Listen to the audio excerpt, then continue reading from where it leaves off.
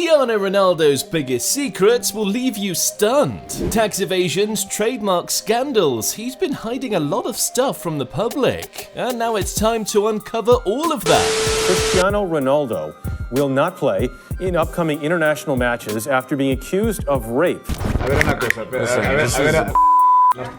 Wait till you hear about the incident that almost ruined his life. But first up, I gotta start with his biggest trademark, because here's the shocking news. The iconic CR7 brand isn't even his.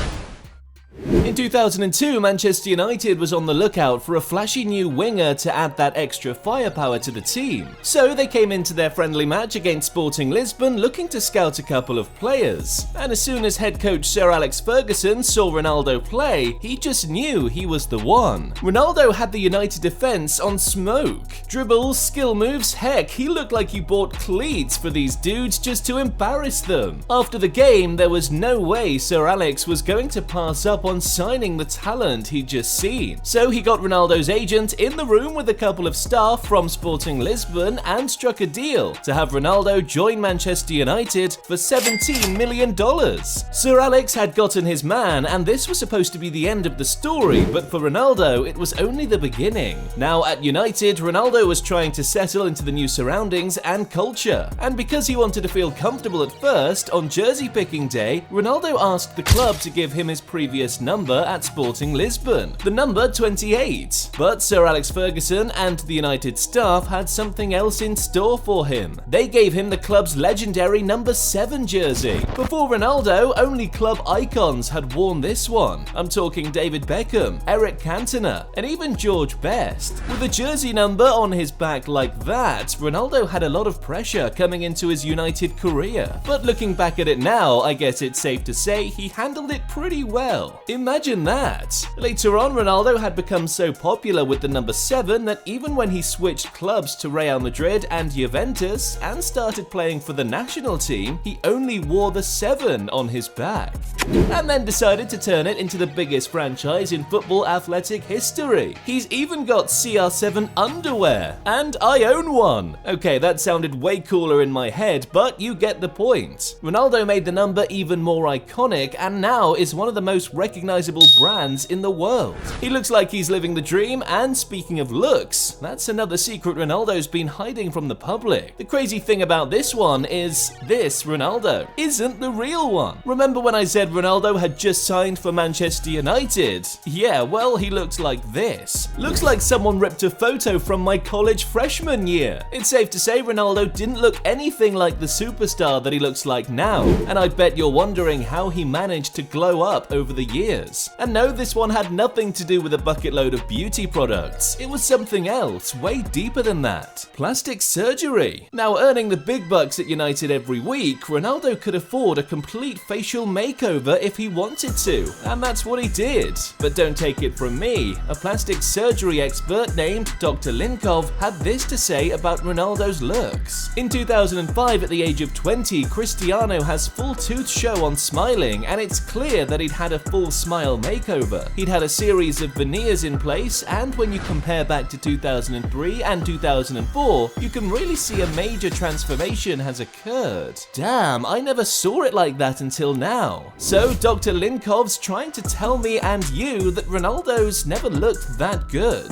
He paid his way to do it. Shocking stuff. And there's still more. In 2010, at the age of 25, the major change that I see here is that I think Cristiano may have had upper and lower jaw implants. Heck, Dr. Linkov's got an obsession with Ronaldo's face because he even followed it to when Ronaldo turned 29. At the age of 29, it looks like Cristiano may have started on a Botox to the forehead, the glabella, and the crow's feet, and that he now has smoother skin to pair with his effective skincare routine. Can't even lie, all of this is completely mind-blowing. At Linkov's assessment, Ronaldo spent $50K on just getting his smile done, another $50K on his Botox, a cheek implant at 20k and a mandibular implant of 20k too, meaning Ronaldo spent a whopping 140k on plastic surgery. I haven't even made that much in my entire life. Secrets out, Ronaldo paid his way to look like the stunning athlete he is now, but to be fair, he's had to maintain the look over the years, and I bet it hasn't been easy doing that, especially after the secret incident that almost cost him his life in 2009. Ronaldo was still repping Manchester United at the time when they just lost to Derby County in the semi-final first leg of the League Cup. For United, this defeat went hard because they were trying to become the first club to win all 4 competitions in domestic football history, so losing the first leg wasn't going to help the cause. As a result, United's head coach Sir Alex Ferguson decided to call an emergency training early the next day to have everyone on their toes and ready for the upcoming set of matches. Everyone including Ronaldo, but for CR7 there was one tiny problem. He was almost never going to make it. He must have been so beat about the final that he woke up late. Now Ronaldo was in a situation, if he didn't get to training in the next 20 minutes, not only was he going to get fined, the coach could actually drop him from the upcoming games. Quickly, Ronaldo didn't even think about it. He had a fast bath and hopped into the car he knew could help him make it across town that fast on time. But I guess the thing is, he went too fast, and before he knew it,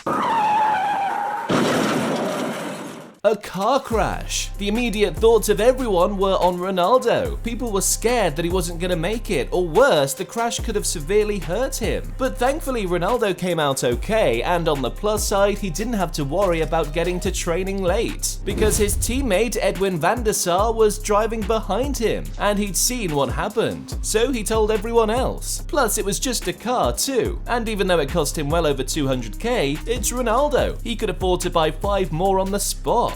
But the time he got his secret injury in 2013, not even money could fix it. And it left him with 2 options: change something or lose everything. Back in the day, Ronaldo was the guy when it came to pulling off tricks and skills every match. Heck, he had guys like me getting injured trying to pull fake shots. His skill catalogue was insane, and I bet his becoming that good at dribble had a huge part with him subscribing to Mr. Football right about the same period too. Ronaldo became so good at his dribbling that he was burning some of the world's best defenders on the turf, and pretty soon he caught the attention of Real Madrid, where they splashed the cash in $80 million to make him the most expensive baller in the world at the time. And his new move to the Spanish capital had everyone tuning in to watch a superstar baller perform. Now, he was world class. For a couple of years, Ronaldo kept the mix-up, goals and assists with dribbles and 5-star skill moves, until the game in 2013 that altered everything. He was part of the team to face Real Valladolid away, and with him in the starting lineup, all eyes were once again on Ronaldo to deliver. But just 10 minutes into the game, it all went horribly wrong. At first, the club doctors at Real Madrid thought it was just a minor hamstring injury, and it was going to keep him out for a couple of weeks, but from there it developed into something more serious. And the only solution at that point was immediate surgery and rest. But Ronaldo wasn't ready for any of that. At the time, Madrid was in a tense position. They'd made it to the final of the Champions League, and beyond that, at 29, Ronaldo was looking forward to leading his country to the World Cup as captain. And he knew deep down that if he had surgery on his knee, it'd keep him out of it. So he played through the pain. And even though he won the Champions League, looking back at it again, the injury did more damage than he'd realized. By the time he was finally fit and ready to return to action, Ronaldo came face to face with the truth. He knew that if he continued dribbling like he used to, he was now at serious risk of getting injured more often, and even having his career cut short. So instead, he decided to make the transition from world-class winger to one of the deadliest strikers in the world. While this meant fewer dribbles, it also meant more goals. But don't get me wrong, guys, this doesn't mean Ronaldo can't pull off a skill move if he wants to. Just ask this dude from Al Taoun. Left him pants down,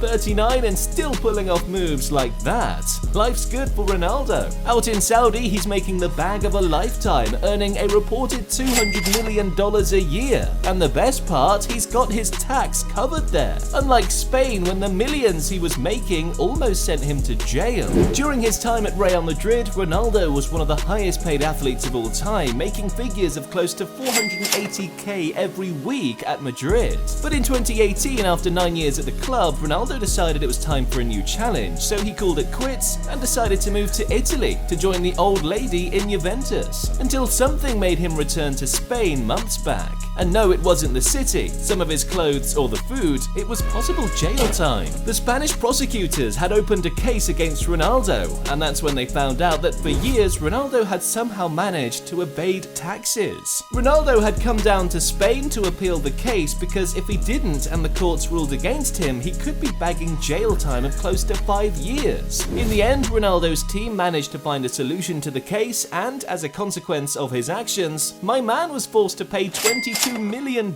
as a fine for not paying his taxes. Damn, that's a lot of money. To be fair to Ronaldo, in his defense, he believed his team had him covered about this kind of stuff because he's not the type of person to evade tax laws. The guy's strict about his principles to the core, and one of his secret ones is sacrificing his precious body just to save lives. Think about it, some of the best ballers in the game have some of the craziest ink you'd ever see. Neymar, Messi, they're covered with some crazy art, but for Ronaldo it's different. He stays away from getting ink on his skin for a reason that will leave you stunned. See, unknowingly to a number of people, Ronaldo's a blood donor, and he has been for a couple of years, and his reason for doing this is as emotional as it gets. In 2013, Ronaldo was on international duty with Portugal when one of his teammates, Carlos Martins, approached him with a serious problem. Martins' son was sick, and it was so bad that he needed a blood donor through bone marrow treatment. Martins probably told Ronaldo so he could get off training and go find a solution to his case. But once Ronaldo heard what his teammate was going through, he quickly stepped in and saved the day. Ronaldo donated his blood to help save Martins' son's life, and ever since then, he's made it a yearly thing to donate blood at least twice. Now, while individuals with tattoos can donate blood, the tattoo makes the donating process take longer. Sometimes they might have to wait between 6 to 12 months just to get their blood approved and ready to give out. And Ronaldo doesn't want to wait that long. He wants to save as many lives as possible, so he's decided to stay away from tattoos because of that. What a guy. The best part is, this isn't the only time Ronaldo saved lives. His other secret about it, he'd do anything for the cause, even if it meant giving up his career because of it. When it comes to little kids, they hold a special place in Ronaldo's heart, and he'd do anything to help them. See, growing up, Ronaldo came from nothing. His parents were poor and couldn't even afford the basic stuff for him growing up. So now Ronaldo's become rich and famous, he understands the struggles of kids growing up in places like this. Because just like them, he used to be a part of it too. And that's why he'd made it his career's mission to give out to as many people as he can. Heck, he'd do anything just to touch lives. In 2013, Ronaldo was voted the best player in the world, winning the prestigious Ballon d'Or. And while most ballers would lock this award in a basement or special place and keep it for life, for Ronaldo, he was thinking of a way he could use it to impact the lives he was trying to save. And that's why he auctioned it off in 2013 and donated all of the money from the proceedings to charity. Add this to his sending a plane full of supplies to war victims in Syria, paying for children's surgeries, and years back he was recognized as the most charitable individual on the planet. An award not even money can afford.